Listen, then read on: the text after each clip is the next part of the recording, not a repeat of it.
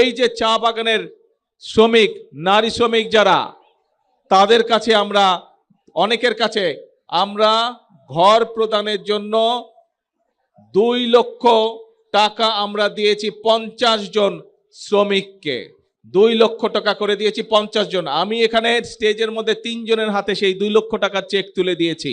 আর বাকি আমরা প্রশাসনের মাধ্যমে বাকি যারা পেয়েছেন আজকে সকলের কাছে ইনশাল্লাহ আমরা সেই টাকা পৌঁছে দিব। আপনারা পেয়ে যাবেন সেই টাকা 2 লক্ষ, যাতে চা শ্রমিকরা অত্যন্ত কষ্টে থাকে আমরা জানি, সে ধীরে ধীরে তাদেরকে একটু ভালো অবস্থায় যাতে আনা যায়, সেই জন্য আমরা 2 লক্ষ টাকা করে দিয়েছি।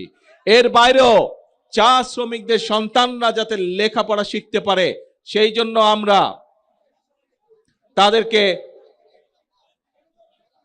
বিশেষ স্কলারশিপ দিয়েছি, তাদের সন্তানদেরকে স্কলারশিপ দিয়েছি।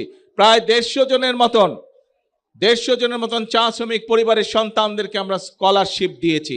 এর বাইরে আমরা এখানে দেখেছেন, আপনারা এই হাজার হাজার মানুষ দেখেছেন যে প্রতিবন্ধী মানুষ কয়েকজন এসেছেন এই মঞ্চে, তাদের হাতে তাদের চিকিৎসার জন্য আমরা 50,000 কাউকে, 10,000 কাউকে আমরা টাকাটা তুলে দিয়েছি, চেক তুলে দিয়েছি।